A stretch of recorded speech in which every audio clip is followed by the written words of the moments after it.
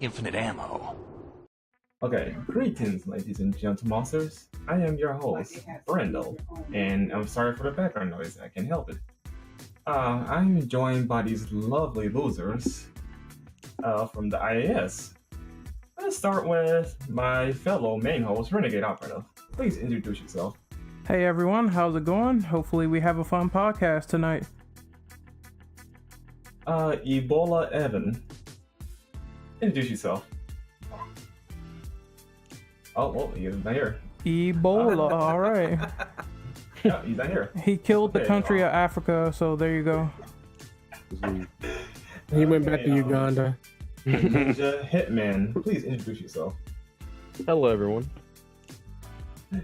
Lone Tier God, stop being a cook and introduce yourself. Yeah, it means you, Sean. It's your boy, Low. Here. Sean! Oh my god in I'm heaven. I could tell it's gonna be a disaster tonight. No, I'm just Back to another podcast. Ultra Instinct Shaggy, introduce yourself. Like for every veg, there's a shag. How's it going? I'm sorry, I couldn't hold it. I'm sorry. Okay. Joe Soda. Or Jay, what are you gonna call yourself? Introduce yourself. Hi, my name is Joe. Wow, boring. Joseph Joestar? Just Joe Soda, whichever. Like a cup of Joe, like coffee? Yeah, and actually spelled like the beverage too, soda. All right. So, without further delay, let's get on to the main questions. We'll read number one off if you have the doc open. It's alright, I don't have to introduce myself. Yeah, exactly.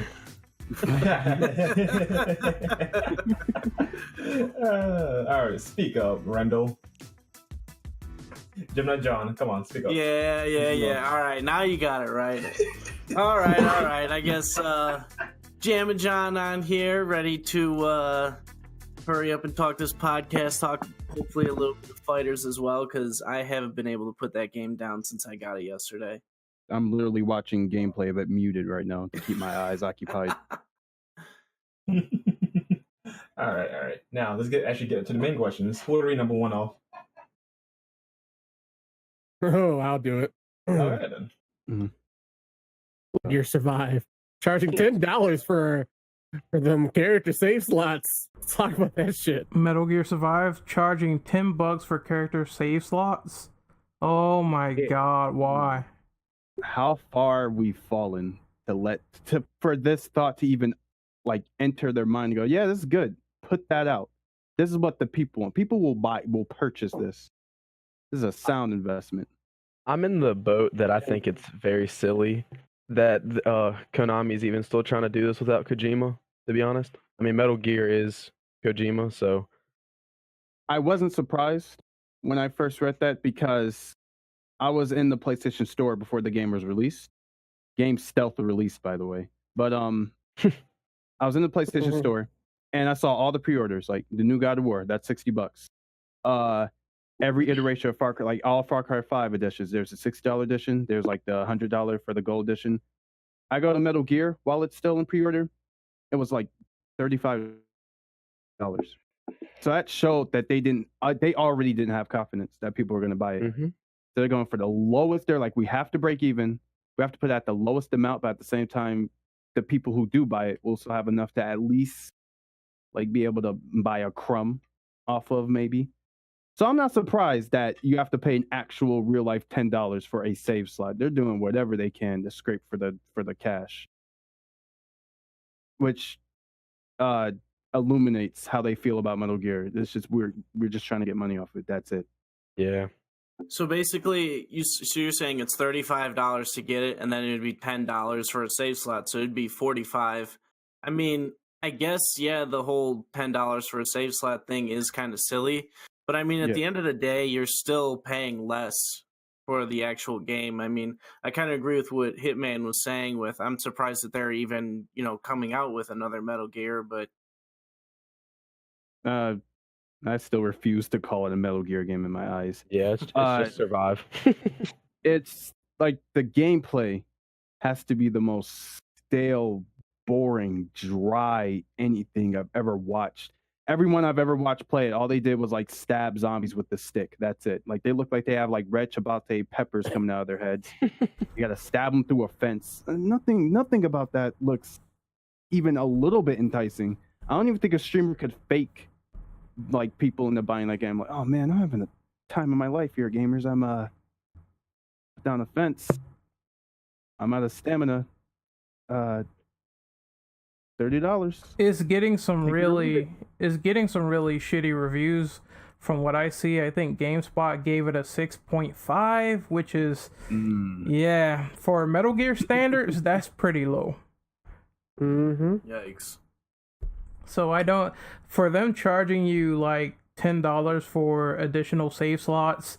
First of all, it's something that's supposed to be in the game. Why are you charging for something that's like common sense? You're trying to save your game, get your progress, and move on to the next mission or objective. I don't see why you have to suddenly pay for this, because it shows how microtransactions are getting really, really crazy. If you have to pay for saves and shit, that really shows how they're taking everything from the core game and they're charging you for it with DLC or microtransactions when it's supposed to be a core function. We just really need money. Please. Pretty much, just give me money. The microtransaction edition, yeah. Where Squidward was shaking the cup. Quick. Spare change. Spare change. Spare change. I'll give you a save slot, please. Also, real quick though, I'm looking on Metacritic for the for PS4, like general reaction for the credits. There is no green. There's no positive. There's only the mix, which is 7 or below. Nice. Holy shit. Wow. Man, I haven't seen a series tank this low since Umbrella Corps. Damn. I forgot all about that goodness. game. Yeah, That Pepper's famous- Farm remembers. I remember because my friend, Devil Dom, that piece of shit, bought it for me. Fuck you, Dom. Oh, Fuck you. You know what? Let's play together. I got the game too. Let's do it. Oh, I bought that bitch day one. Hey, I have Stop the giving Star. that game. Stop giving that game free advertisement. We over Hey, that. I'd rather give that advertisement than survive. Than survive. I'd honestly rather give some doo-doo on the road advertisement than Damn. So I would have it is worth more noting- fun. I would have more fun with that than with a quote-unquote game. If You it know is what they that's need, they want to though? call it. It is worth You know noting- what Konami needs to get the sales back from Survive. Bring it Alright. on the Yeah. Switch. So, Good. On the Switch, yeah, they'll Oh, play geez. it. The Switch is doing really well. It's doing really well. Ricochet 2 coming out for Switch April 5th. look, Get it man, now, the gamers. Nintendo fans are thirsty for ports, man. Give them one. Give them Metal Gear Survive. There you go. Ugh. Nah. All Even right, they but- wouldn't take that. But make it free to play. All right, And it so probably would actually be successful. are we done with this topic? Oh yeah. Yeah, no, That's the moment you brought it up. I was already done with it. Yeah, there you Metal go. Gear. That's Well, good Yeah, enough. Metal Gear. Konami, eat a dick. There is something about Survive that I want to bring up as well. Go on. The Mhm. stick. Hey, I like the stick. So it's just want to ask you guys, are any of you guys single? Uh, I actually have my wife watching this podcast right Oh, now. cool. I linked her to Alright. it at least. I hope she's watching But it. but for those thirsty motherfuckers that might be in here or listening in, do not use Survive for a dating service. oh yeah. Yeah, you'll get in trouble for that. You can't do that. So Wait, what? let me explain. It's in their EU LA that if you use Metal Gear Survive to socialize or if you use it as a dating service, you are liable to have your account terminated within the game. That's so stupid. What? Yeah. You really think I'm about to I don't know try how to that get? happened. You really think I'm gonna try to get bitches over Metal Gear Survive? Well, someone might. I think that's a culture thing. I think that's kind of like something that happens frequently, like in Japan. is like, and I don't even know if Oh, I it's see. by accident or if it's on purpose, but I think that typically happens a lot in Japan. So I think it's just a culture thing. Hey, y'all, baby, play you the want a game. save Keep it in y'all slot? pants. All right, Play the game. here's Want a the save thing. slot, baby. I can hook you up. Here's the thing. Like, who would like do something like that for Metal Gear Survive? Now, I guess someone out there might meet their soulmate or whatever on MGS Survive. You're killing zombies in a shitty game, but at the same time, you're restricting that to other people. We live in 2018, so that means that a lot of people are now interconnected with like social media. They talk to each other, you know, stuff like that. So the fact that you cannot socialize with people to the point of being personal, I just find that really weird as a part of the rules. Setting in stone how plain and tasteless the game is. So plain you can't even complain to other people about it. No Yeah. talking. Hey, play the game. Hey, play the game. No talking. You know Or- what? or You know, don't. I understand where they're coming from. I really do understand. Because you ain't supposed to make friends in the battlefield. Right. You're supposed to just kill. Like, fuck friendship. You mean love doesn't bloom on the battlefield? It never does. There we found the answer. I fell in love with her the minute that she blew off that zombie's face with a 12 gauge. Can't even. Or- Those zombies or don't even have he- faces. They just have- Or you can't ahead. discriminate. It could be some same sex interest in the Metal Gear Survive community. Okay, let's turn left on that one. Let's move on to the next question. So, anyone who hasn't gone yet, you want to take the next question off the document and read it, please. We got the document open. You guys have the document open? Hold on, let me link it. So I already got number 2. Had it open for like 5 seconds and then I closed it on accident. You I'll say? do it. Saints Row, Metro, Dead Island Publisher, Koch Media, acquired by THQ Nordic. Thank So- God. Thank So Dead Island was purchased by this company. Yes. Yes. Like the worst Dead Island. Dead Island kind of just sneaked its way out of my brain after the fiasco with Dead Island 2, where they had this big trailer for it. You know, they had choice voice actors, Jack Black, other dude. Game looked. I mean, it looked like it was going to be solid. It looked goofy enough to break away from the zombie genre, which was done to death at that point. Maybe it'll try to change the pace and completely contrast to its first game, where it was kind of like plain. Don't get me wrong, it was Dead Island 1's all right, but it was nothing extraordinary like in the trailer. Anyway, I'm derailing. When the second game was on its way, you know, I was interested to see what was going to happen. Then out of nowhere, we ran out of money. We're not making this. Y'all still got the Pixel mobile game y'all can play. Have fun with that. Yeah, I remember it shifted developers. I think another developer took over Dead Island 2, and then we didn't see anything after that first trailer. So Yeah. I was wondering, well, maybe they could bring that back if they have a new developer now or a new owner. THQ is trying to come back with a force, so that's pretty cool. I don't know what the fuck they're gonna do with Saints Row, but apparently after Ages of Mayhem, that series is not looking No, too. that was Deep Silver's fault, man. Yeah. I'm saying it now. Deep Silver sucks. Thank That- God they don't have it anymore. Yeah, that franchise from Deep Silver, it wasn't looking too great with Agents of Mayhem, so yeah. Yeah. Ages of Mayhem just looks like Fortnite to me. Yeah, the I can same see dev. that. I can see that for sure. I find They it got really that- cool what THQ Nordic did. Like how they were just called Nordic Games, and then they got a bunch of THQ's old games, and I assume some of the old developers and stuff like that. Yeah. And then they rebranded themselves to THQ Nordic, and they even have the same old THQ logo from back before it went debunked. Nice. I forgot all about that too. Nice. Nice. Yeah, it's good they're making a comeback because THQ kind of died and now it's like they're kind of coming back. So I think they have like what's that IP called? Darksiders? Yeah, they have a sequel coming up with that as well, so it looks interesting. Yes. Yeah. Darksiders 3, man. Same here. I'm excited for Red Faction. Hopefully they make another one of those. That game was awesome Yeah. on PS3. Gorilla, dude, I loved that game. Oh, People same here. talk to me about Gorilla a lot, but I never got to play it for myself. I played the demo and I really liked the destructible environments. Pretty fucking cool. Yeah. Mhm. From From what I saw, you could break anything in that, just Yeah. about everything in that game. I think the only thing Yeah. you couldn't break was literally the ground. I think that was Levolution. about it. More games, just put Levolution in there, and the game's gonna be great. Remember Mhm. Battlefield 4? Imagine if Battlefield 4 didn't have Levolution. Games suck. I like Well, Battlefield 4, but Battlefield 3 did. And that game was all right. So it would just probably just be a Battlefield 3 clone. I think it's just preference really for that. Yeah, All right. I don't know. I just like my destructible environments. Put them in more games.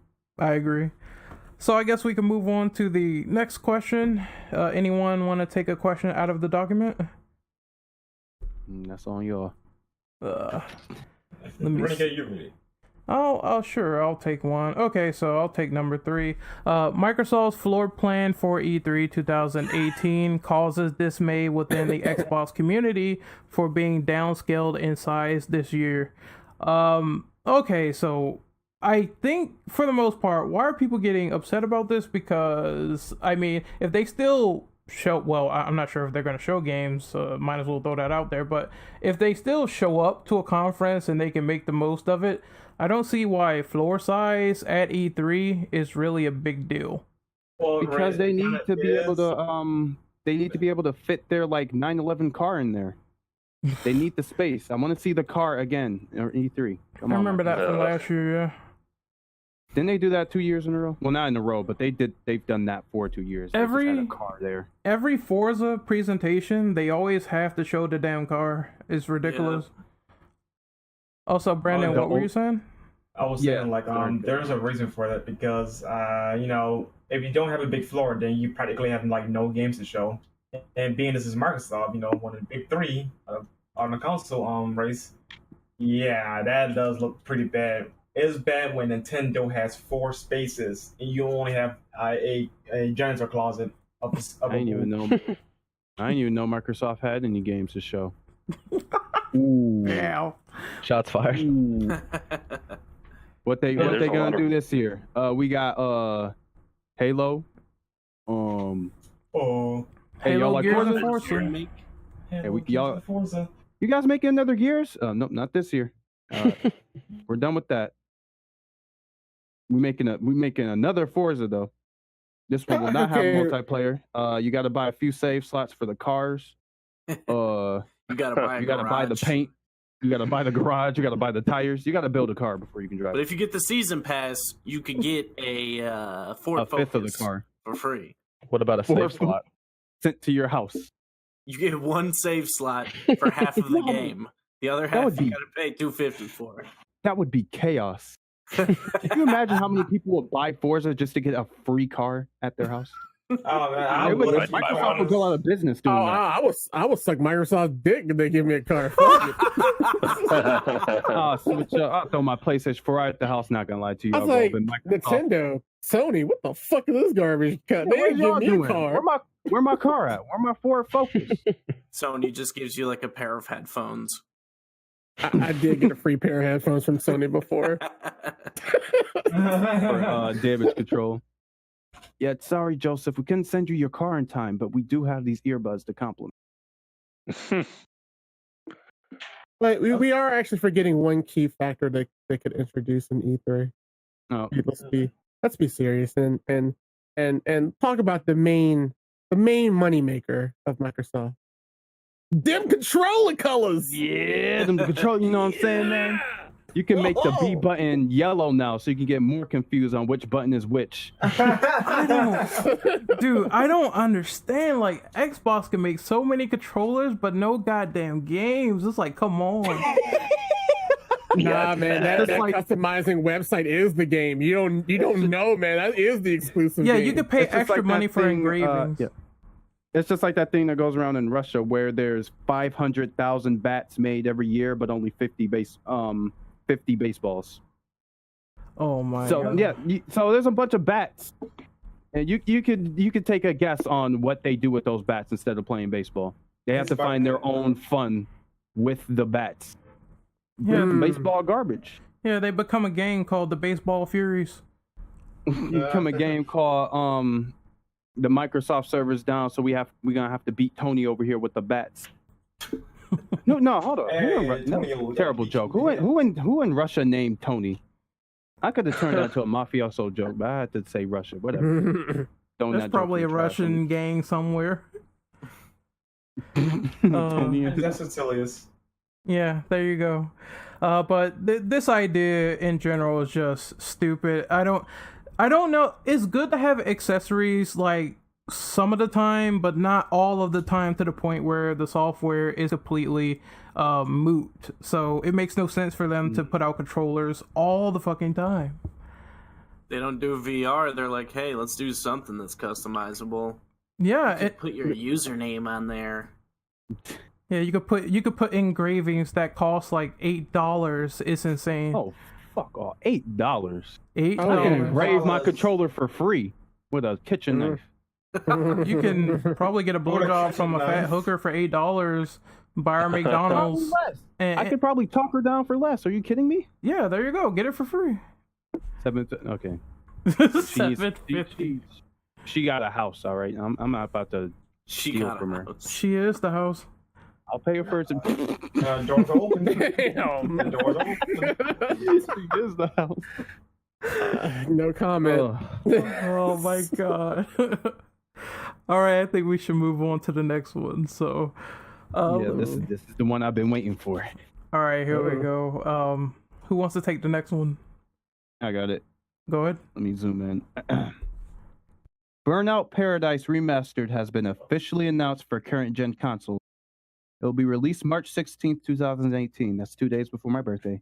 EA claims this new version of the game will not have microtransactions. That's a lie. That's a lie. Yeah, right. Well, did you guys hear about the big thing with that?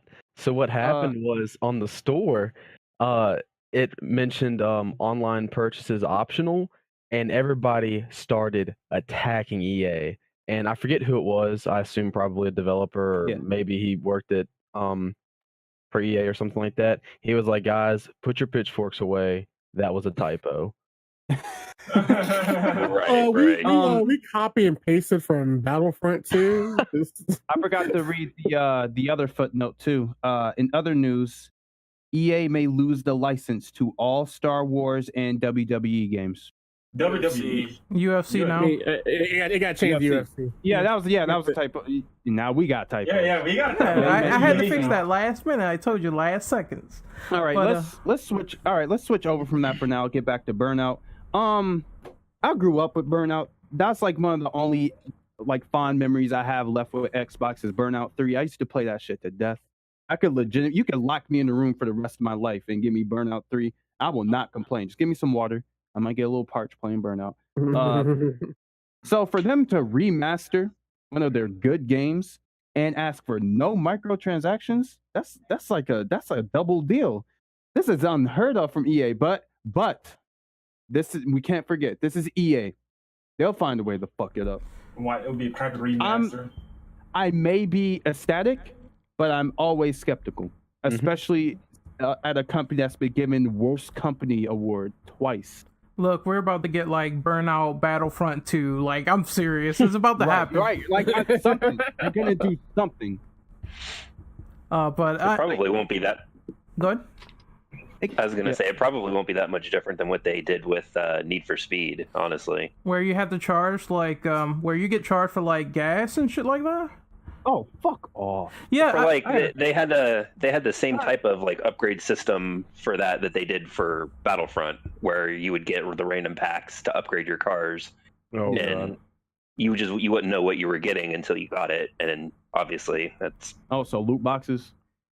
Yeah, that's what it sounds like. Microtransactions in a racing game. It's so weird. It's a weird combination. It's like ketchup and ice cream. Them two things do not go together. Look, just let me race my car. Why are you giving me RNG elements?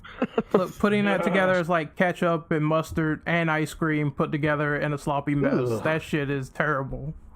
And the ice cream melted, so I can't even like distract myself. I'm like eating some soup.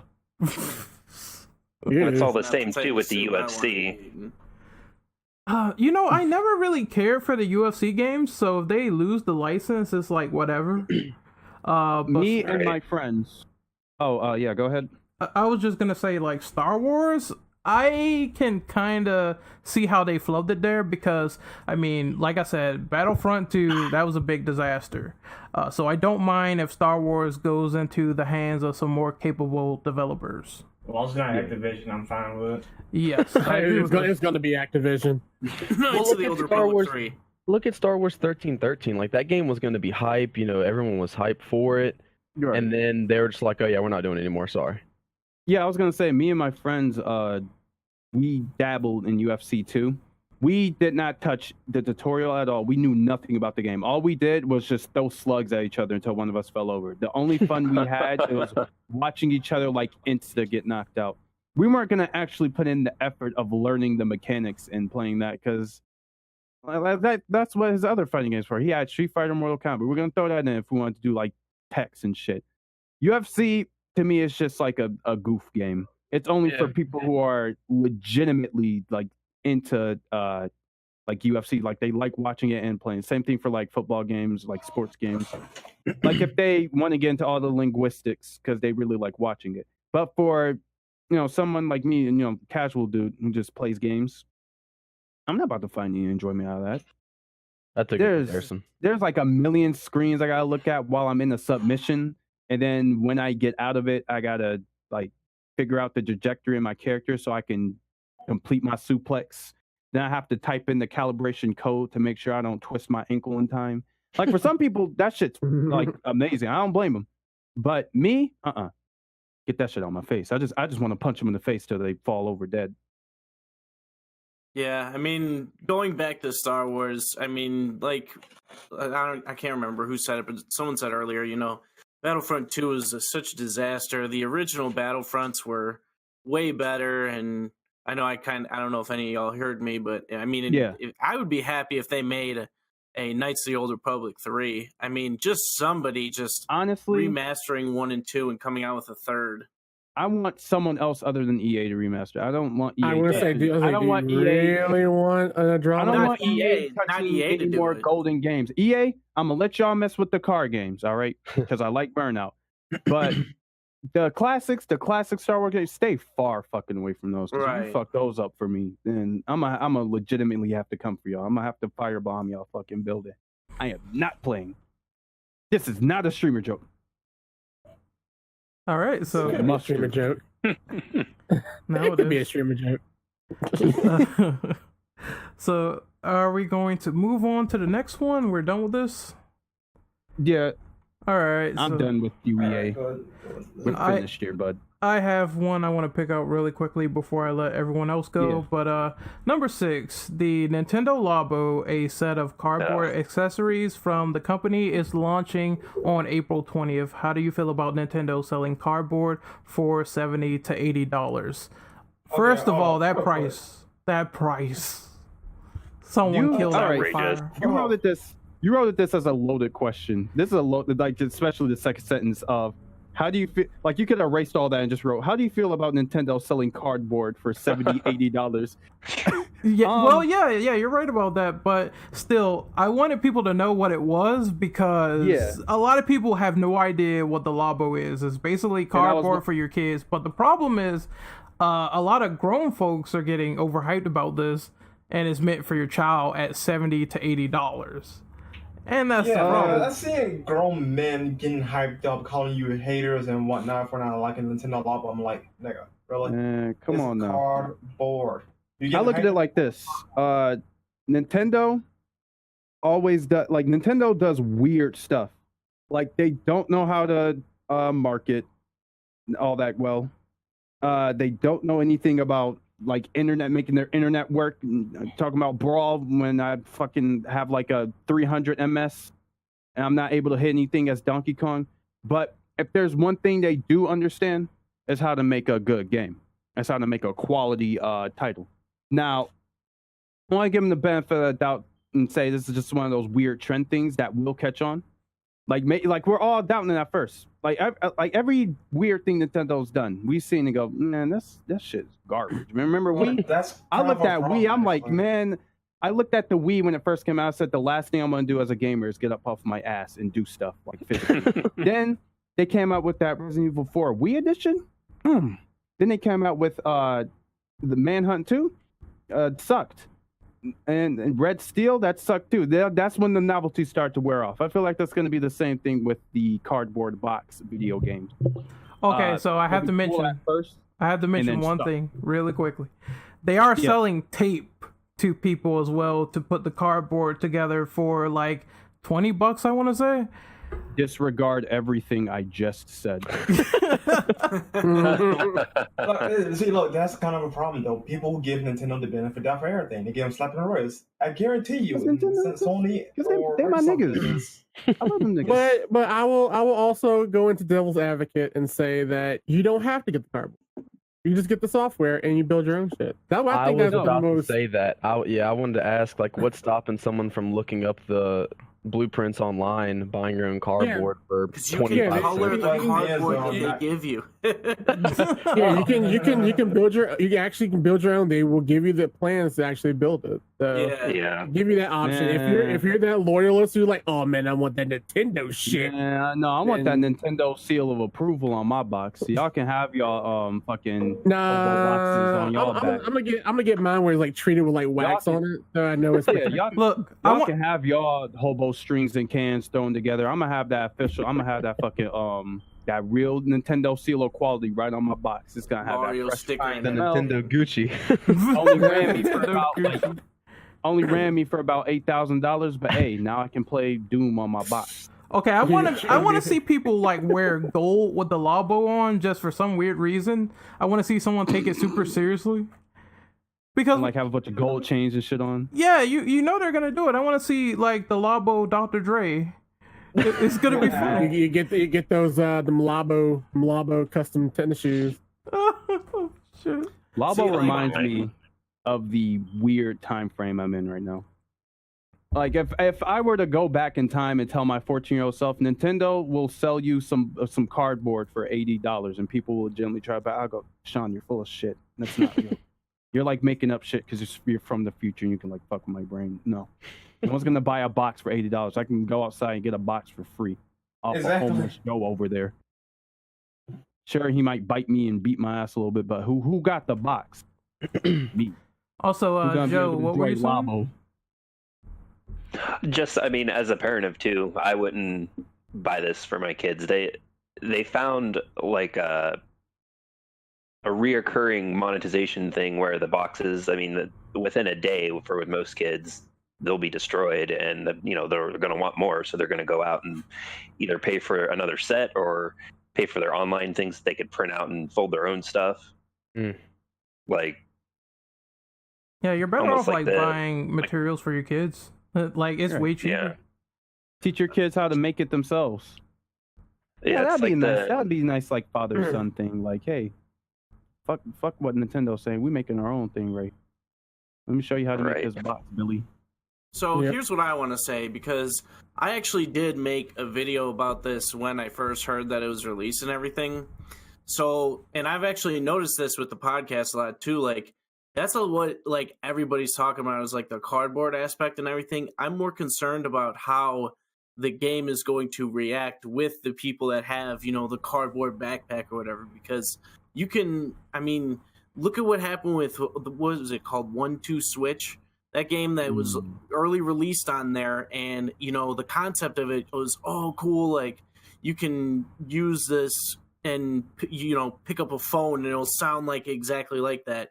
But I mean, a lot of people that I saw that would actually play that game, they looked bored after 20 minutes of playing it, even with all these different missions and everything, or whatever you want to call them.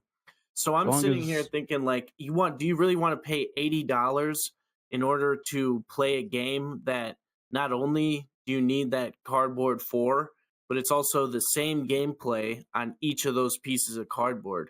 Is it really going to be worth the $80? That's what I think.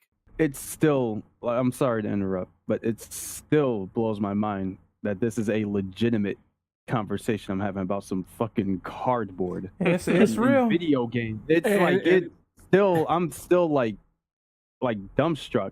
But I looked at it like this. If the motion controls don't suck, like if it's like, yeah, you built this cardboard like backpack just for the motion controls to still be as ass as like Wii 2008. If they fix that department, then maybe this can redeem itself. But they're gonna have to put out some like real quality for this to balance out, because this $80 for cardboard is looking a little bit sus. I have to agree. They're gonna have to like, that cardboard better be able to like wash my car. It better be able to like unfold itself and become sentient and do my homework. It better be able to like drop and give me 20 whenever I feel like it's got to do more than just go on my back, man. I think it could be something like, the amiibo sensors. Maybe it could work something like that, where you can actually move around and shit, and it registers like your movements. But even then, that sounds like that price alone is just way too much. I would rather buy a game. That's $80. Yeah, that's like a Nintendo. He can tell me whatever he wants. I'm gonna keep responding with, yeah, but that $80 is that's a bit steep for a box. If it start raining in my house and when the water start leaking through the roof, it's over for that box. I'm gonna have to buy a new one for $80. That's true. $80 to play them 5 mini games. And then your house gets flooded in, and it ruins everything. I'm like outside. I'm like, this is terrible. I'm devastated. Oh yeah, your house is flooded. House is flooded. I'm so sorry. No, fuck the house. I gotta replace all my Labo shit. I can buy another house. When am I gonna get more cardboard boxes? I'm just waiting for the moment that happens when it drops and it's like, you're down to old man Nintendo. Crazy old man Nintendo's at it again. He predicted this. Old man would be a good idea. Old man Nintendo predicted this like 4 years before this happened. And then they'll sell the cardboard to everyone. Like, you're full of shit, Grandpa. You don't know what you're talking about. Nintendo wouldn't sell us cardboard. I told you. The best idea they ever had. Their stocks went up 40%. All right, you old ass people. So we gotta move on. In order to be successful, you gotta go back to square one with the basics. Get some teeth, Grandpa. We gotta move on to the next one. Okay. Before we move on, I'm calling it now. This is stream prediction right here. All right. Y'all know how caveman invented the wheel? Yes. Introducing Nintendo wheel. Oh my god. I'm predicting it now. Isn't that the steering wheel they did for the Switch and the Wii U and all that? Oh my god. Move on. Already. Move on. We got to... You're old. We gotta move on. Okay. I guess I can bring in the next, unless someone else has, I can bring in the next topic. Go on. Yeah. So you whippersnappers, you like that? You like the Xboxes, eh? I don't, but all right. Oh well, my son Billy likes Xbox, and he told me this, like, Grandpa, they doing the Xbox Game Pass for the day one exclusive. Not gonna lie, you legitimately sound like an old person. You sound like a grandfather. It's just $10 for 1 day exclusive Game Pass. What the fuck? What the fuck? Okay, so I assume you sound like Master Roshi. Yes, you do. Yeah. I could have. No. All right. Anyway, back to the topic. So, Xbox Game Pass will feature day one exclusives on the service for the mere price of $9.99. What the? So, I it's hard for me to even process this. $60 games are gonna be available on this service. So doesn't that mean that, like, buying a game at launch for the Xbox One makes it irrelevant if you rent it out to $10? Yeah. Also, yes and no. Yes and no, I think. I don't know. Like, it's like, I know you're paying a subscription, so it's gonna stack up, obviously. But if you just want to pay like $10 to play some Tomb Raider real quick, the new one, Shadow of the Tomb Raider, and it's like ass, and you're like, I'm done. That's like $10 just gone instead of just owning the game. You made that's that up. $10 that I could spare. You literally just made up that time. Ain't no Tomb Raider Shadow Colossus. You made that shit. No, it's the next Tomb Raider is called Shadow of the Tomb Raider. Can't y'all let her die already, man? Now you're down old man Ren. How dare you? Yes, you're doubting me. Shut up, faggot. Anyway, like, I know that $10 could be valuable, but that's a good way to test. But I think at the same time that would make like full price games for Xbox exclusives or lack thereof, kind of like underwhelming to go out and buy it and spend for the company. I mean, isn't that like detrimental to the company? Think about the Blockbuster days. Think about when you first rented a game and you're like, okay, now that I've rented it, now that I've tried it out, I think I actually want to get it. I think what they're trying to do this kind of like to like stop GameFly. And I think they're trying to compete with GameFly. Redbox. No, hold up. I, honest to God, forgot GameFly existed. Same here. Like I was aware. Oh my goodness. I was aware of it, but I kind of forgot it existed too. But at the same time, I do remember Redbox. So I can see bankrupt or something. No, they're still around. Yeah, they're still around. GameFly? Yeah, they're still around. They're still around. I ain't seen no GameFly commercial in like 4 years. The only people that's dead is like Blockbuster, of course. But we still have Redbox, so that is a good way of testing games. But at the same time, I can see that being like, oh yeah, this $60 game. If I don't want to buy it, I just rent this out real quick. I'm done with it. There you go. Someone could beat games in like 24 hours. So you can never doubt the power of the gamer having time on their hands. Something cool they're doing though is you're gonna get a discount if you do want to buy it from the store, and your saves will transfer over. Oh, that's cool. So if you do happen to find like that'll be really good for single player games, but I don't think it'll be good for say like Call of Duty. Now, if you want to use that, or like for Tomb Raider, I think it'd be good, or just like a racing game, something you don't see yourself playing a whole lot. I think it'd be good because like what's $10 as opposed to the whole $60 for something you may or may not like. So I think it's going to be smart. I don't think it'll end up losing them that much money because I think over time it'll end up gaining them a lot of money and they're especially since they're doing it with like exclusives. Now, and there are other games on there too, not just exclusives, but the exclusives will be on there day one. Yeah. Well, so I don't think it's a problem with this though. It will hurt retailers a lot because you already have people copying Microsoft right. It's gonna go straight to them. That money, that $9.99 is gonna go straight to them instead of them being like, "Okay, Blockbuster, RIP, you guys can rent out our games and we'll get a little bit of that cheese." Now they're like, "All right, we're just gonna have this straight to the consumer, $9.99. If you guys like it, cool, buy it. If not, whatever. On to the next game." Sick. Yeah. So like GameStop and stores like that, maybe like retail chains like Best Buy, that's kind of going to hurt them in the long run. So that's what I think. Yeah, I think so too. GameStop needs to die out anyways though. Fuck them. They offered me 25 cents for UFC or for Fight Night Round 3 in like 2008. Good God. Try to sell a stack of new games to them and you'll get like probably $5 back. Yeah. Depending on the age and demand. Store credit. Oh, store credit. That shit gets on my nerves.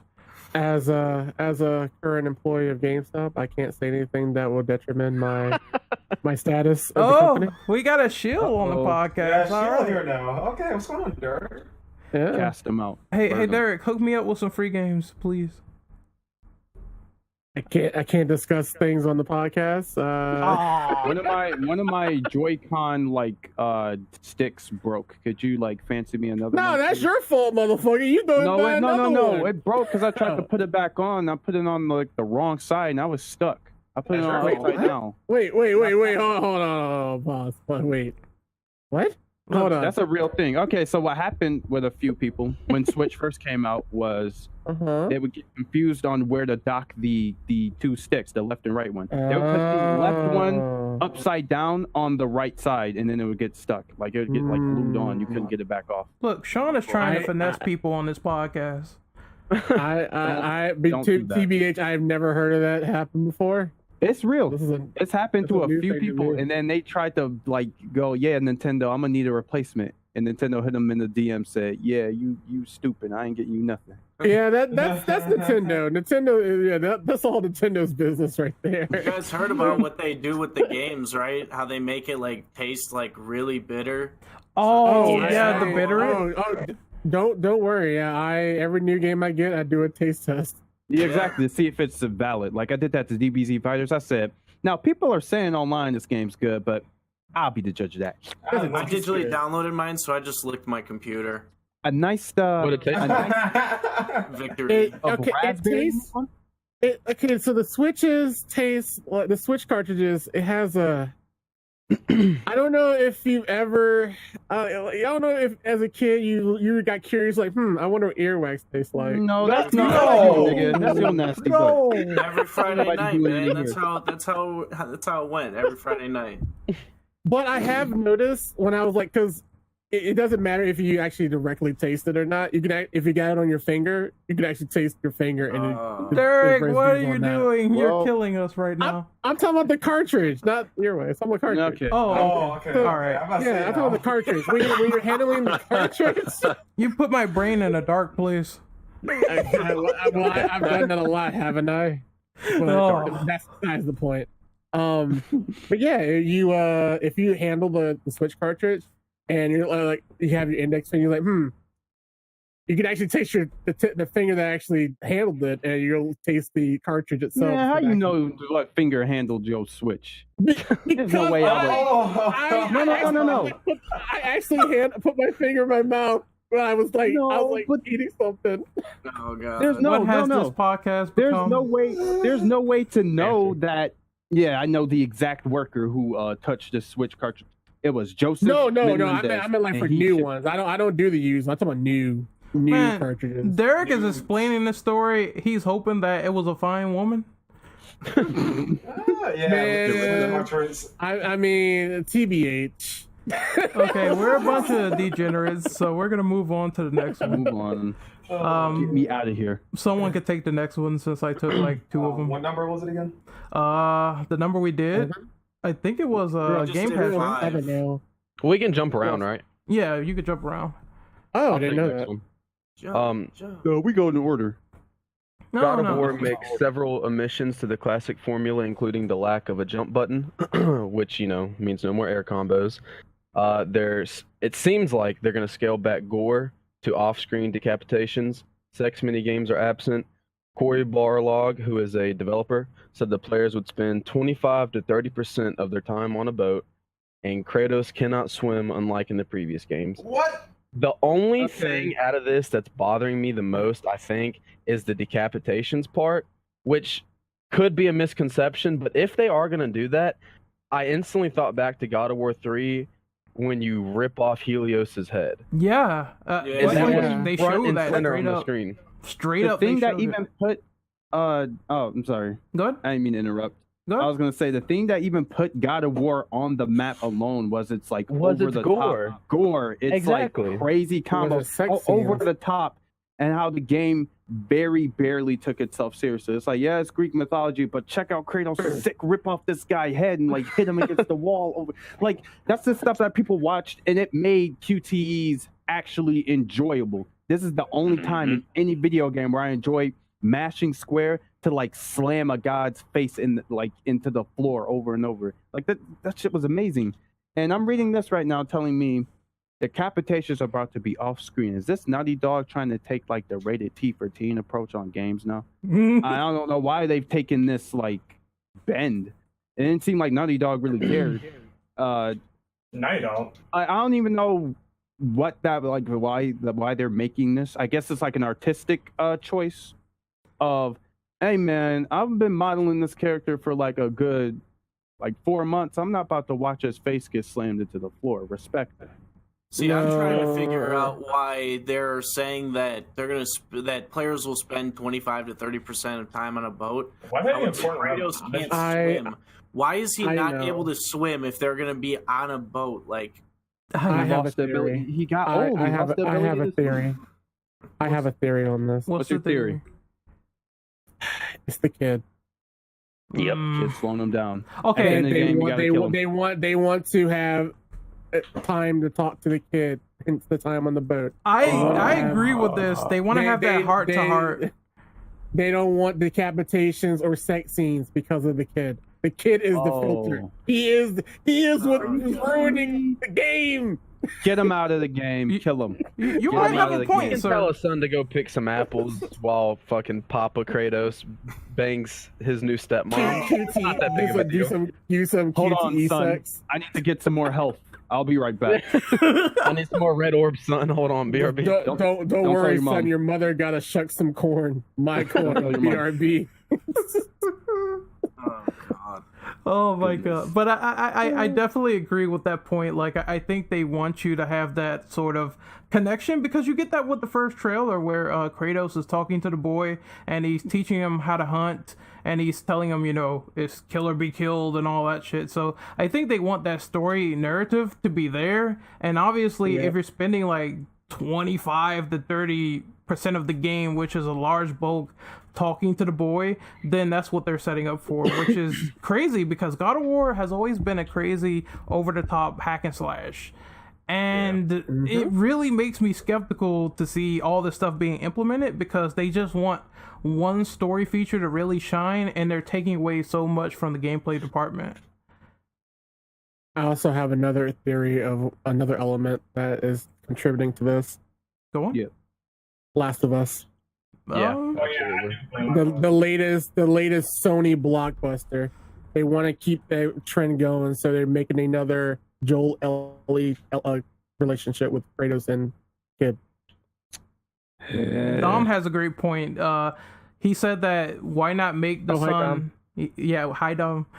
He said, why not make the son older so you don't have to ruin any of the maturity that comes with the story? I agree with that. Honestly, I feel like they should leave all the stuff in and keep the kid that age, so you can push the envelope with God of War a little bit more, to be a little even more over the top, and to like make its statement more bold, instead of all right, now we're dulling it down. Remember when y'all had fun ripping off feds? No more of that. Now talk to your son. There's a QTE where you have to talk to your son with the right prompts. Is this about to be heavy rain with swords, man? Don't do this to me, no. Oh my God. This is like all I have left. What were you Sean? saying, You have a good point there, actually, because if they're gonna try to make Kratos kid battle, then what's the point of censoring everything that people will see in Battlefield? It's yucky. Yeah. Like, it's yucky. Look, Daddy Kratos has time to get red orbs. So it's time for that woman to bend over.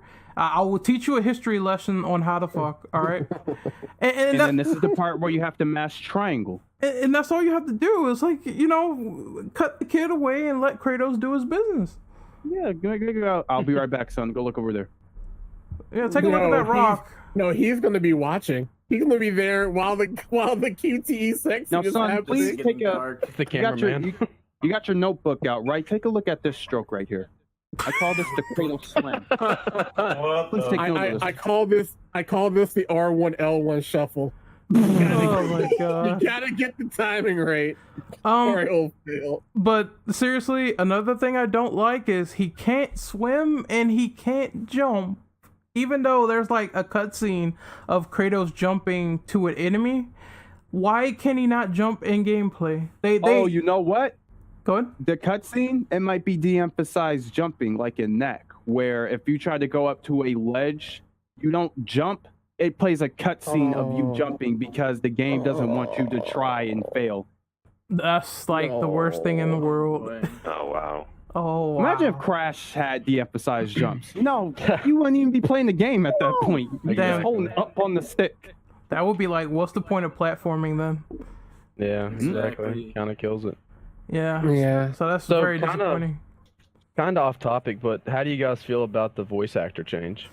I honestly, if he keeps that same like level of, then I don't really think it matters too much, because Kratos, like, it wasn't like a thing where they're replacing someone like Troy Baker or something. I'm not saying he's like a nothing voice actor, like he's a nobody. I'm saying he's replaceable. Like there are other. I don't agree. There's people who could do a Kratos voice. You can't replace it. I'm sorry, you cannot replace the classic. You can't. I mean, I'm not saying you can replace the classic. I'm saying it's a voice that can. Yeah, you can do it though, but doesn't mean it was a good thing. You know, I'm not saying it's good. I'm not saying it's a good thing either. I'm just saying it's a very easy it's an easy switch for them to make. It might not be the best choice. It might not be a choice that fans will agree with. I personally don't mind it too much because I didn't have too much of a connection to Kratos outside of the 2 games I've played. Well, what happened with God of War is I would get burnt out playing it, 2 and 3. But after I came back and actually went through and played it, I had a lot of fun. But I didn't hear too much any over the top things with his voice acting. I heard some grunts here and there, some okay, die. I've heard a few of those. His long speeches where he had with Zeus. So that was the creme de la creme. I didn't get enough of that. Yeah. So that's why I don't have too much of a connection. He didn't talk enough. Well, now that's probably what they're gonna do with this game. They're probably gonna involve him more now that he has a son to talk to. So much. Yeah, great. Yeah, he's gonna be doing a lot more. He's gonna be doing a lot more yapping. There's also a time jump you got to keep in mind too. So I mean, from a technical standpoint, he does need to sound older, and maybe the original voice actor. Well over that age by now in the original series. That is not an excuse. I'm sorry, that is not an excuse. It's not an excuse. He's a demigod, so I don't think aging really matters. Yeah, that doesn't mean anything. It's not an excuse from where we're sitting, but it's the same thing they did with one of my favorite voice actors of all time, Michael Ironside, with Splinter Cell. Mm-hmm. They said, "All right, this dude's." Now, I think what happened was, I think Michael Ironside, I don't quite remember, but out of nowhere, they got this old McGruff voice guy to this guy who sounds like he's 12. And yep, this is Sam now. There was no time jump either. There was probably a time jump of a year by the last game. But now he's young. He's just he's been using a lot of he's been using a lot of that lotion, a lot of that aloe vera. He's a little bit more young. He's been shaving a lot more. Also he's slimmed down. Also he's 5. That's where I get mad if they did that with Kratos' voice actor. But it's not too discernible of a change. That irritates. If they break the immersion, I can totally see that. But at the same time, I can understand if a voice is iconic to the point where old fans are definitely going to notice if it has been changed. And I would like Kratos to be a little bit more relatable. It seems that's what they're doing in this story. But I don't want to be sitting there playing God of War and I have to put the controller down and it's like a 3-hour cut scene. I'm like, that's not God of War to me. I think they're making good choices, but just with the War is not a sit down and talk to your son game. It's let me rip off this Minotaur's head real quick and stab a rat with it. Yeah, that's where the fun. Extra the fun, yeah. But I guess we'll just wait and see. I want it to be good, but I am very skeptical. They're rebooting way too much, and that kind of goes into the trivia question number 10, so I'm going to take that. Yeah. How do you feel about the premise of retrogression that occurs in hard or soft reboots or even sequels? The act of removing older gameplay elements from previous entries to try to go in a new direction. I don't like that at all, because if you remove the mechanics of the previous game, like Uncharted, for example, Uncharted 3, you could throw back grenades. In Uncharted 4, you cannot do that. Instead, you have the rope, which you can jump down on enemies. I don't think they should have removed throwing back grenades, because it could be really helpful in a situation where you have 5 enemies tossing 8 grenades at you, and the most you can do is you can't do anything. Yeah, but if you keep a lot of the same stuff in there, then everyone says, "Oh, it's basically this game, but better graphics," or "It's basically the same as the last one, but little mini differences." I agree, you don't want to change up everything about a game, but if you don't change up enough, then people are gonna go at you for it being the exact same game, but with a few little differences here and there. Well, I feel like soft and hard. Yeah, go ahead. If you take away stuff in that's actually a problem, because now, for example, good examples Uncharted, pointing out, if you take away something just for sake of change, then it could actually be detrimental to the gameplay. That's case in point. You can toss back grenades. Yeah, and don't get me wrong, I like what they added because now they have this rope mechanic in Uncharted where you can swing around and jump on people and stuff. It adds more mobility to the game, but I think that if you're going to move forward, you need to keep in mind as a franchise that you need to keep elements that made the game good in the first place as well as innovate. So I think it needs to be a balance of both before someone just goes to say, hey, we're taking a feature that everybody liked out of this game in the sequel, and now we're going to try to go in a new direction, but we're not going to do much with what we have already. So it's really weird. It's like taking away lock-on for a game. I feel like remasters are the creator or the artist taking something they looked at that was already good on its own, and they're just adding more bells and whistles, or taking away what already made the game like good on its own. Like they're like, oh no, this is archaic.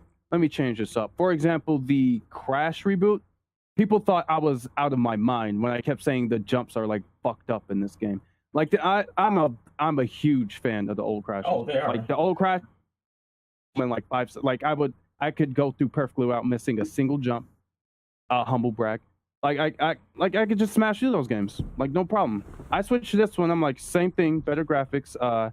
Maybe change up the music a little bit in this reboot.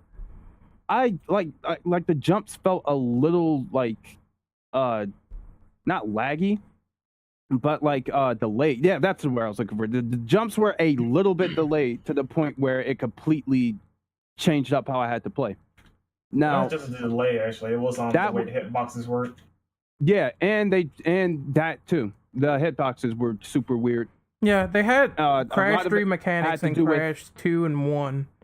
Yeah, all I had to do with them like combining games, and I feel like in changing his model a bit.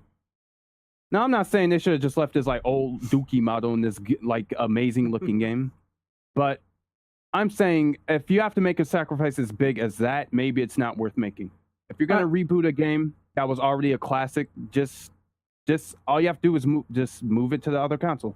Don't fuck with it. I have to pretty much agree with what Dom said. It depends on what they're doing. If it's something that's really just minuscule to the overall topic, like, okay, God of War, for example, the sex minigames, if they're trying to tell a better story, I mean, it provides nothing but just experience points.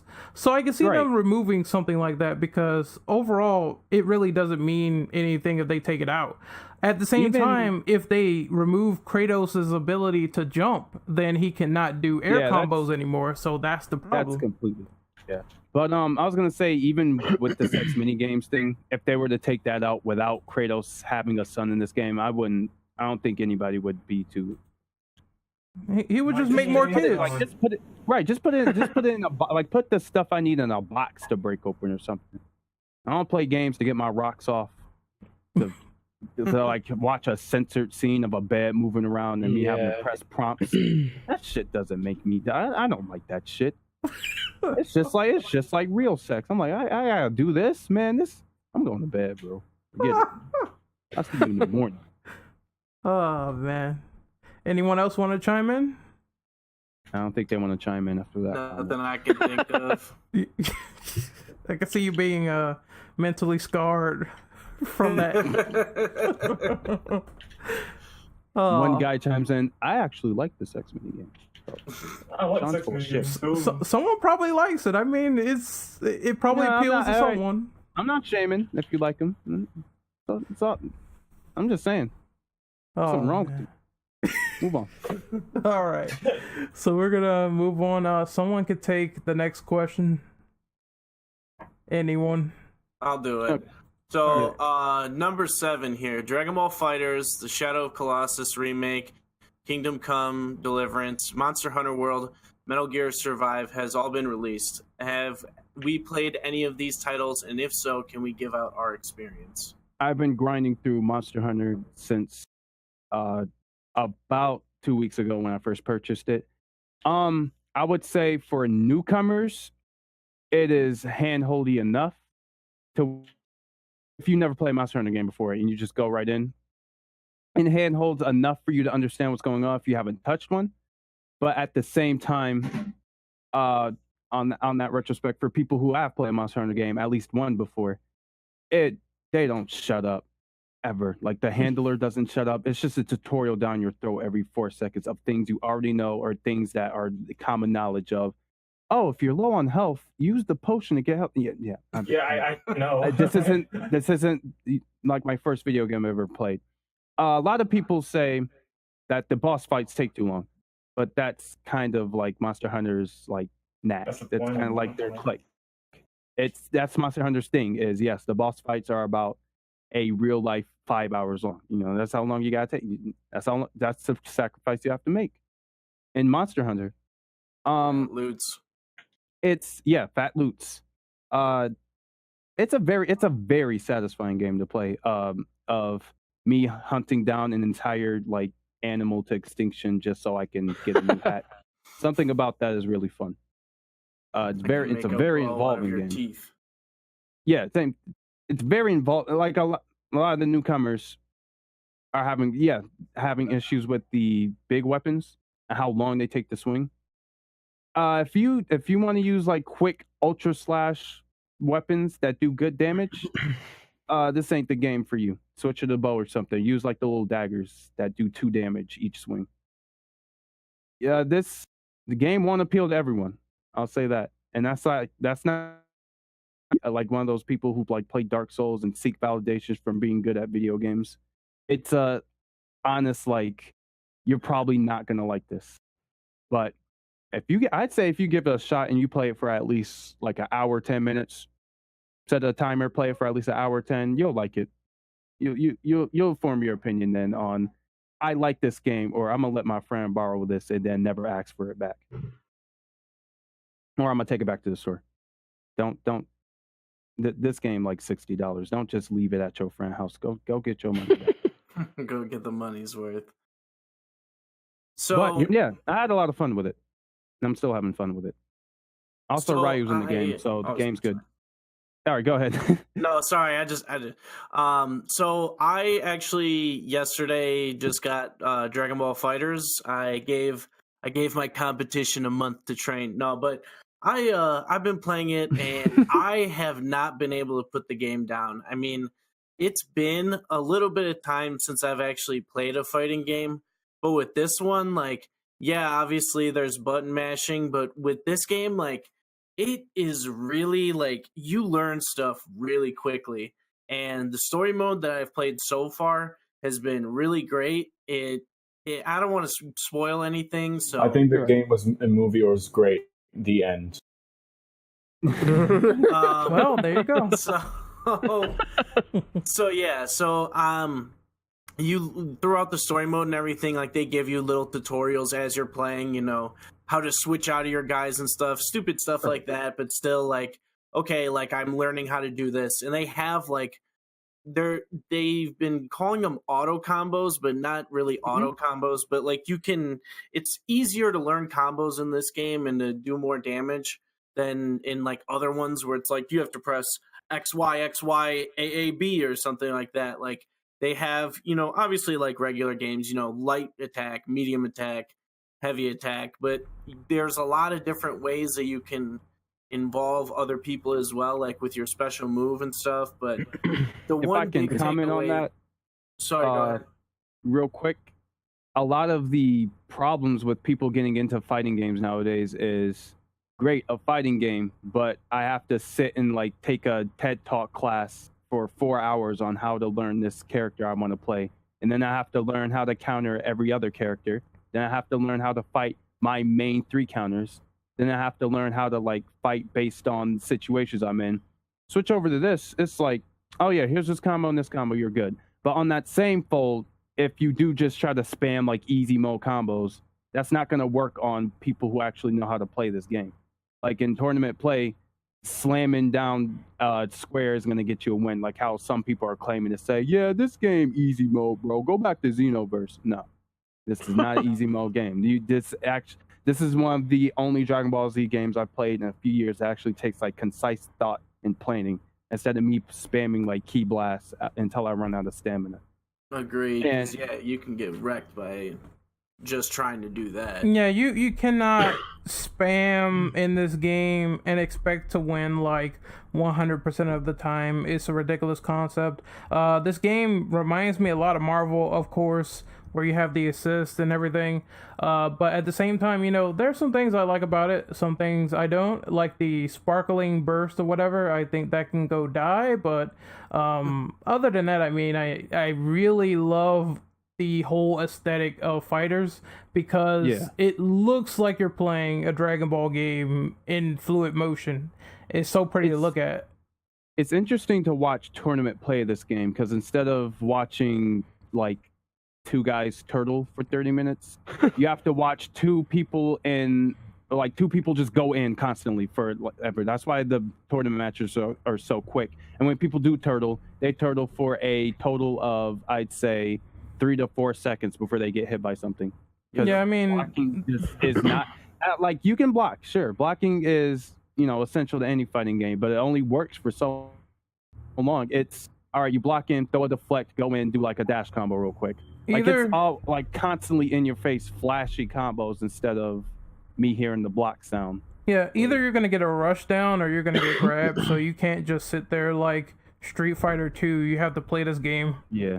You got to go in. Like that's like if there's a flow chart for this game, all arrows point to go in. Did he block? Go in. Oh, did he jump up? Shoot your key blast. Go in. Level 3.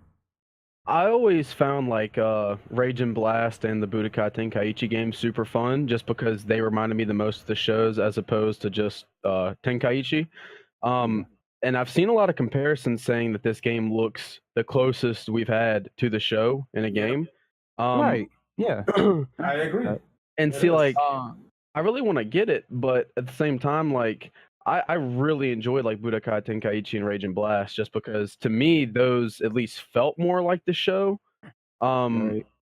Just because whenever I see a like not a side scroll, whenever I see like a 2D fighting playing game, I always think of like Mortal Kombat or Street Fighter. To me, a Dragon Ball game, at least in my opinion, should be like how Rage and Blast or Budokai Tenkaichi was, where it's like 3D. But yeah, how do y'all think that 3D? How do y'all think that ties in? Like, do you think that honestly matters? Honestly, does it matter for the game to be 2.5D to 3D? Yeah. Like, do you think that's an like issue? You mean like not like flat 2D perspective?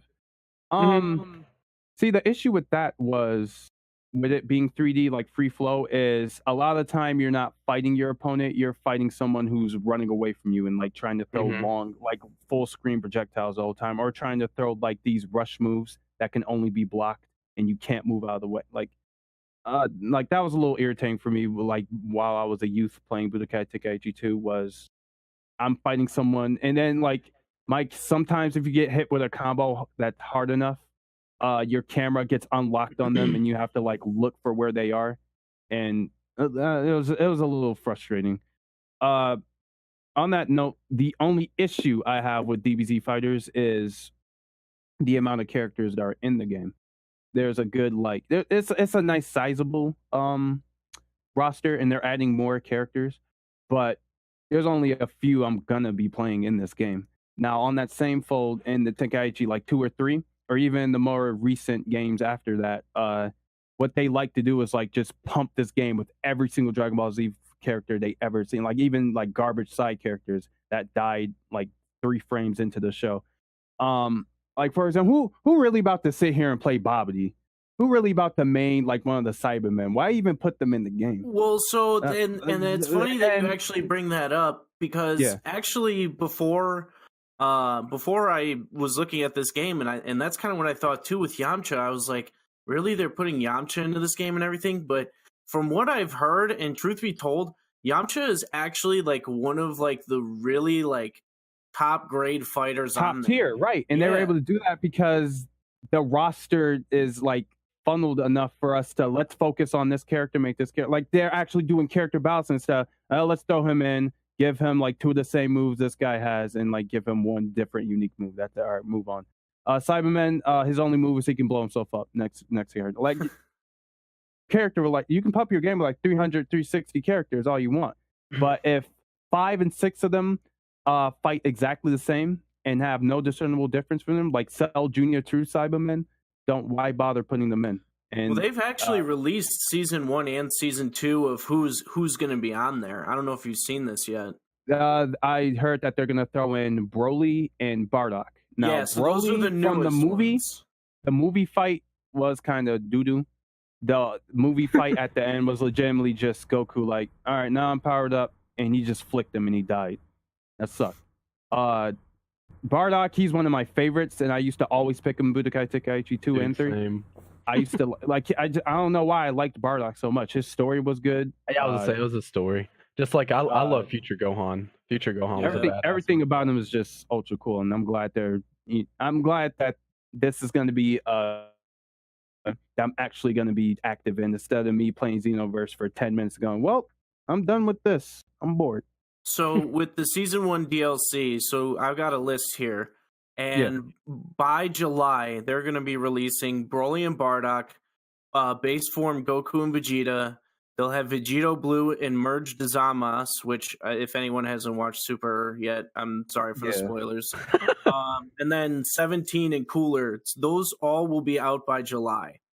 And now they have already season 2 DLC, which the character packs will be as followed, which apparently will be out before the end of this year. And the packs will be Tapion and Gogeta, Muten Roshi, and Videl with Great Saiyaman. So kind of what they have with 18 and 17 right now. See, this is what I want to hear on the podcast. Exactly. I want to hear that good shit. I don't want to hear carpet bomb. What's your guys' opinion on that? Hate it. They got Raditz and Zarbon as one of the groups, and then Kaba with Kale and Caulifla as well. Oh God, why? Watch both me of them Videl. together, not fused. Now, I wouldn't be surprised if they showed not the when they have Kale out there, not in the Berserk mode like Broly. I think if anything, she turns into regular Super Saiyan, like she did in the show. Again, anyone who hasn't seen it, sorry, spoilers. That's a podcast, so I haven't seen a single episode of the show. Like, I just look at the wiki sometimes if I need to know. Like, I didn't know who Hit was. I'm like, who is this? Is this Dio? He's look at the wiki. Oh my god, it's good. I like it. A lot of people have been 50-50 on it, but I like it a lot. Honestly, Super is garbage. Moving on. Hey, no opinions allowed on the stream. Didn't you read the rules? Triggered. I enjoy Super. Trash. It's okay. I'll be reasonable. It's good in certain segments, bad in others. Yep. It's more bad than good. I'm gonna be quite honest. Like, I enjoy Goku Black. It's Goku Black is king, okay? There's some portions. Yes, there's some portions that are good, but more like Goku Whack. Get the fuck out of here. Get the fuck out of here. But let's move on to the next one. Let's see. What do we got here? Can someone read off the next number, please? No, you do it. I already did like 3 of them. All right, I guess did like I'll 5 do of this these. one too. It's all good. So, U.S. President Donald Trump raises issue of video game and movie violence, suggests rating board is needed. We already have There is a rating board. That's what the ESRB. And the MPAA. We've already done this with Mortal Kombat. We don't have to do this again. No, we don't. We clearly need the help. God, am I Look the at only what's one who happening in thought our that country. Mortal Yeah, Kombat we versus are DC retarded. Universe was like the most unfortunate one, just because that was the only one rated T for teen. Nah. Hold on, let me look at this myself. Give me a second. We suck.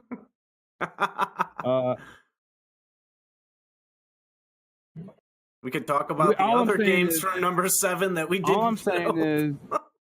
I'm saying is, got me high. If you think I'm talking about Metal Gear Survive, we better not turn into Australia where they go like no M-rated games allowed, because that's whack. I'm gonna get Metal Gear Survive. All right, somebody got to talk about who played that Kingdom Come Deliverance.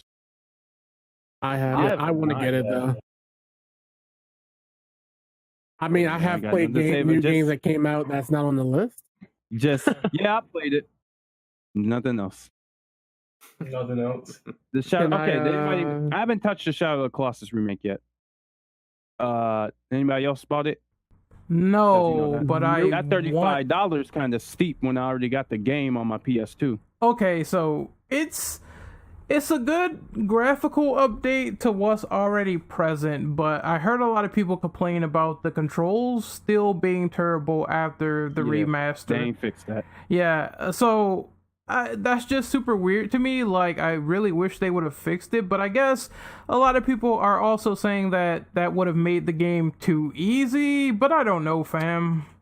It's like these are the people who say like, "Oh, that made the game too easy." I don't play video games to like be the very fucking best at them. I play them because I'm bored, and I don't play video games to. I play video games to alleviate stress, not to add more stress. Is what I'm saying. I gotta be really good, otherwise people online are gonna think I'm bad at video games. I don't care. But yeah, I think that for the most part, them doing something like that, not fixing the controls, is kind of weird. But the game looks very beautiful, and it runs at 60 if you have a PlayStation Pro, which is awesome. As for what Trump said, he's a fucking idiot. We have the MPAA, which is movie ratings, and we have the ESRB for video games. We have a rating system for both, so I don't know what he's talking about. What is an ESRB? What is the ESRB?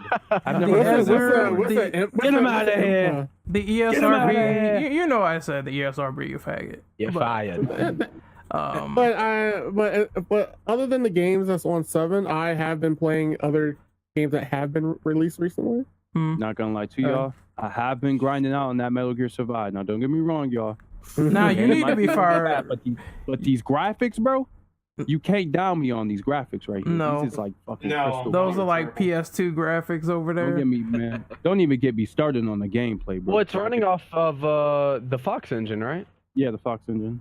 The Fox engine. Let me guess. You found some pussy on Survive. Not gonna lie to y'all. Yep, I was just about to get to that. I never had more coin to this chick. I never had more fun stabbing some zombies over and over again in my life, bro. And the fences, ooh. Now you got me all excited. I'm not gonna lie. I might have to get off early to play some more Metal Gear Survive. I can't tell he's joking or he's serious. I know he's joking. That's why I talked about the dating thing. He's scared me for a second, man. Like, what are you talking about? But I've been playing Secret of Mana lately that was recently released. For those RPG nuts. I want to throw in a little bit of flavor in this mishmash of games. Flavor. A little bit of flavor. The game is the game is pretty good as far as like the graphics, like the 3D rendering is good for a 2D to 3D remake. Right. English voice acting is garbage. Not surprised. Let's start with that. I mean, there's some voices that are good. I know people who actually voice in the game. TBH. Oh, that's cool. And their parts are pretty alright. There's some like extras that just don't give that same feeling. Yeah, because there's certain scenes in the game was like, man, this needs to have certain emotion into it. It killed it as soon as, and it's like 15 minutes into the game, and it killed it. There's a dude and I went to Japanese. There's a dude named Balrog who works on God of War. This should be Barlog, not Balrog, like Street Fighter. It's Capcom news. He will be in the next Street Fighter. Oh, that does say Barlog. Yeah, I ain't buying his doo-doo game no more. Changing name.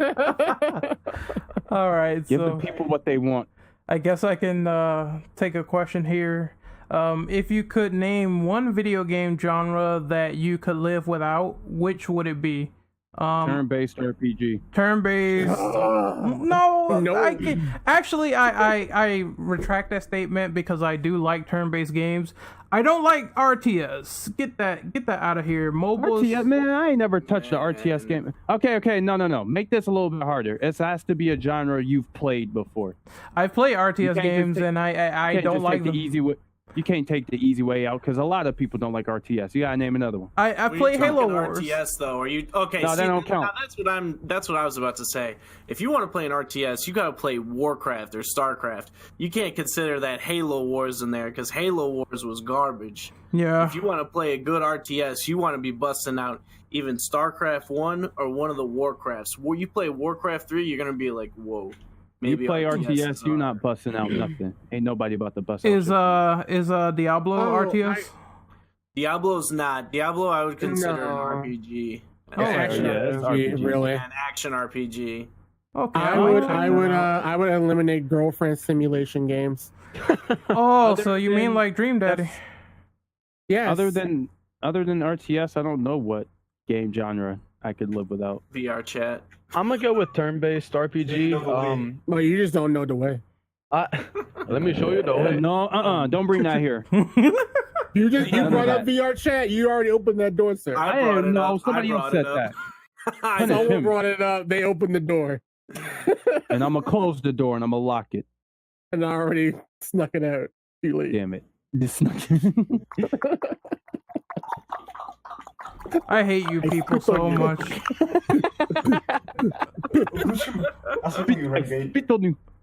I hate you people. They quit. All right, so let's... you know what? I take that back. I know what genre. It's kind of like a collective genre. Can we just can all movie-based games? I'm pretty sure they're already canned.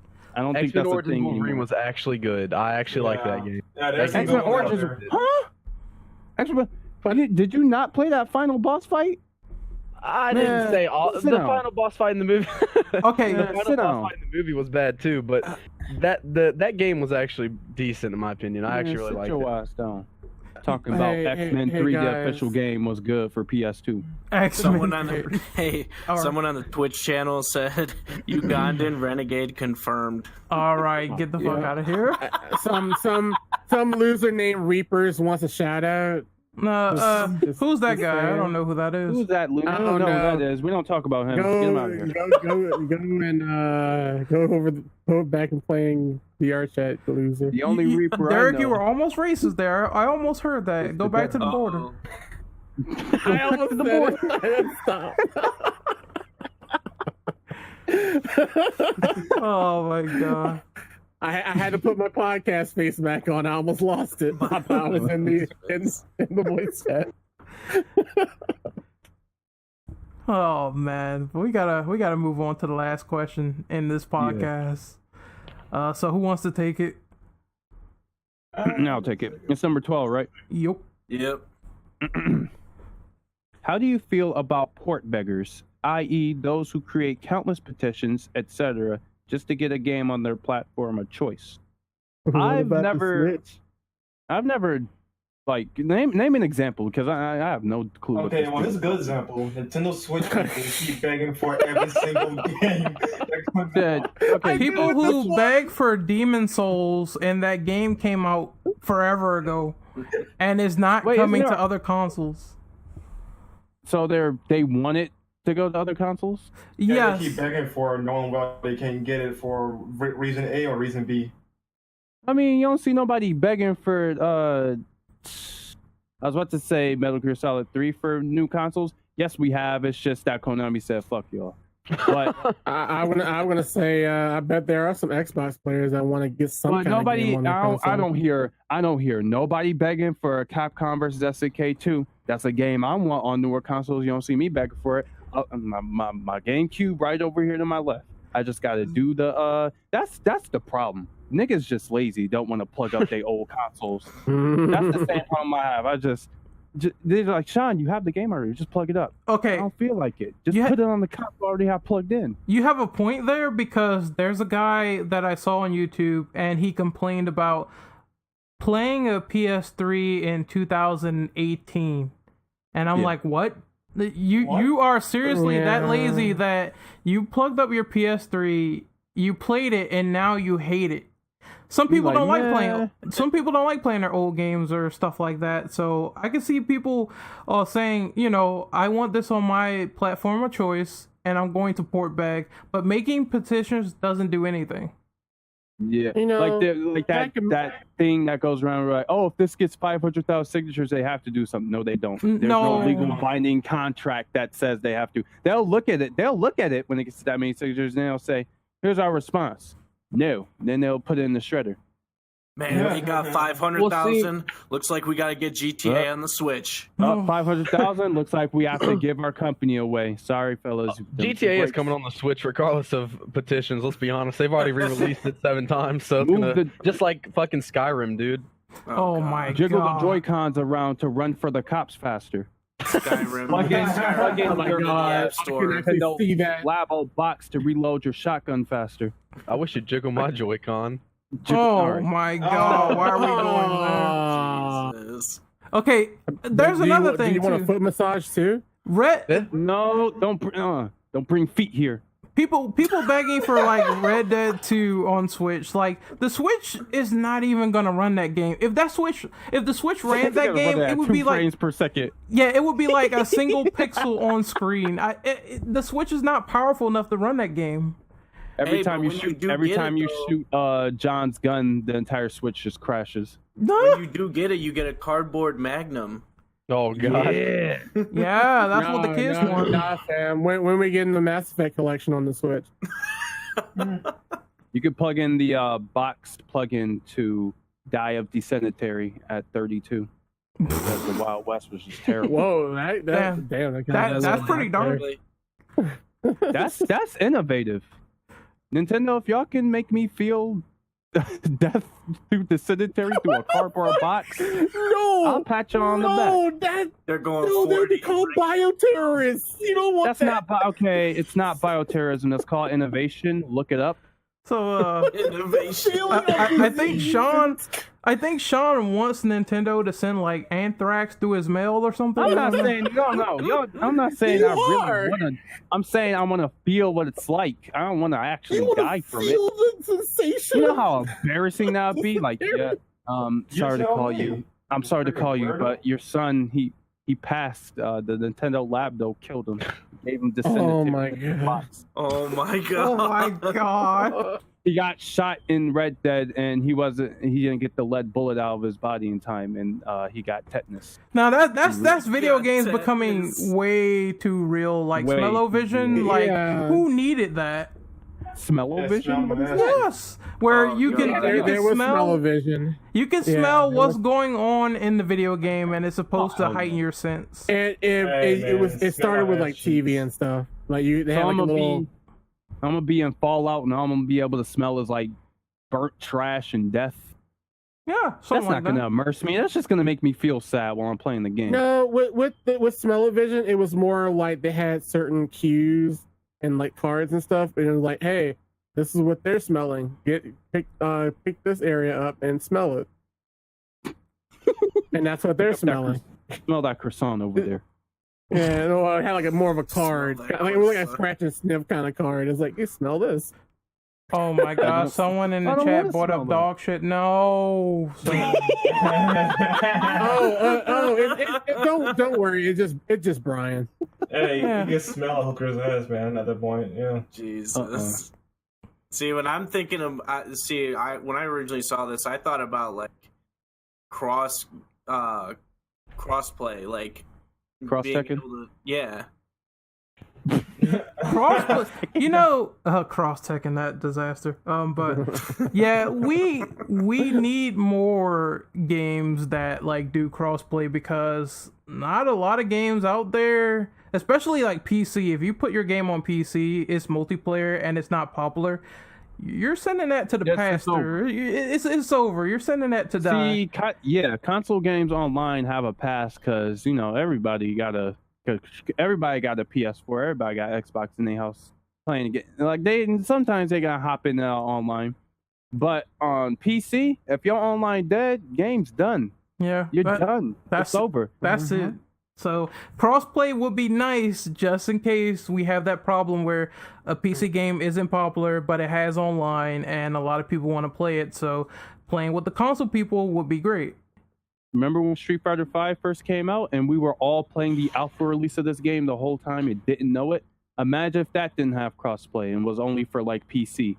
That shit would have died 5 fucking seconds after all this fiasco. Oh, Street Fighter 5. That's another story for another day.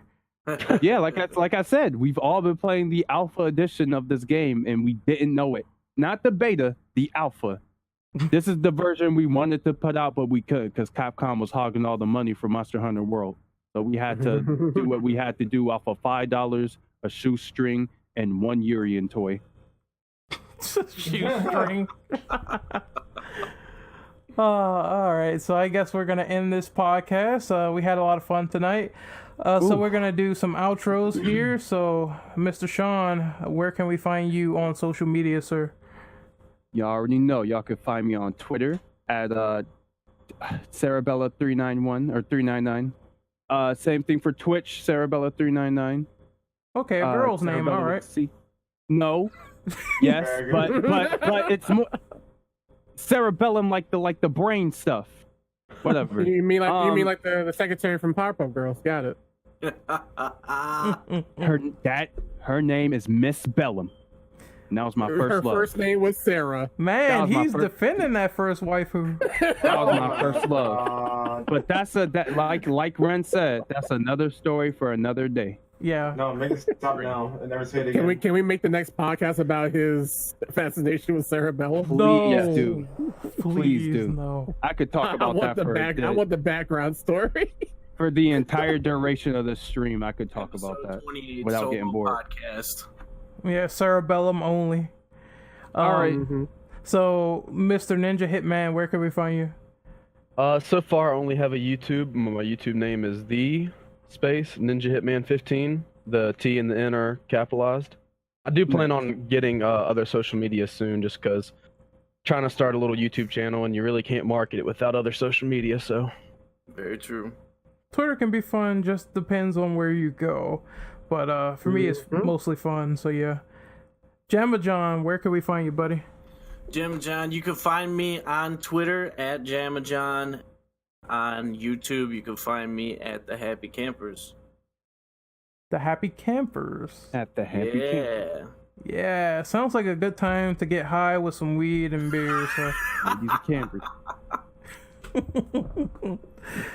Okay, so Brando, where can we find you? You can find me at Twitter at none of your goddamn business. All right. That's the actual at. It's just none of your goddamn business. He's gonna change it after the podcast. Yep. But seriously, what's your outro, sir? Yeah. You find me at Twitter. Arcane Magic 514. Names exchange is going to happen in like a week. So, yay.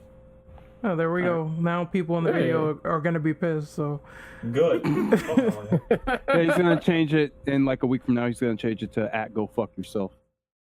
You're giving him ideas now. Yeah, you give me. I'm giving them gold.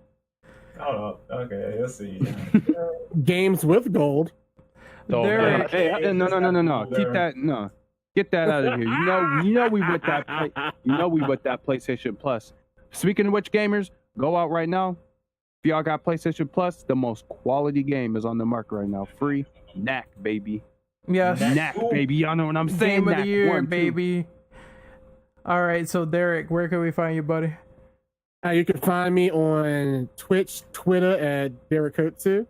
I will be streaming in 30 minutes, actually. I'll be playing Sword Art Online. You crazy.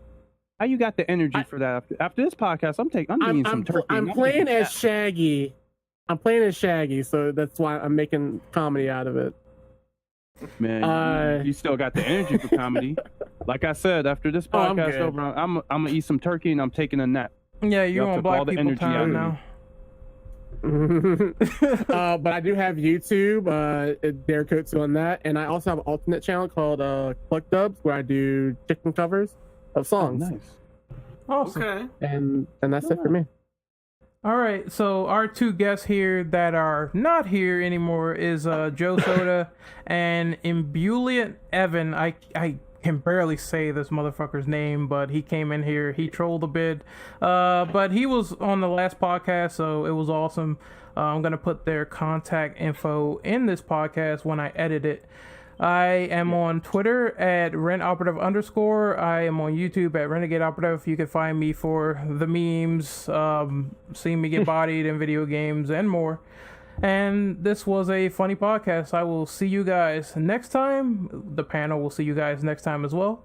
Hopefully you take care and enjoy. The deed has been done, boys. Oh, and Brandon actually changed his name. His name is Go Fuck Yourself. So. Oh my god! Great. Yeah. That's just gold.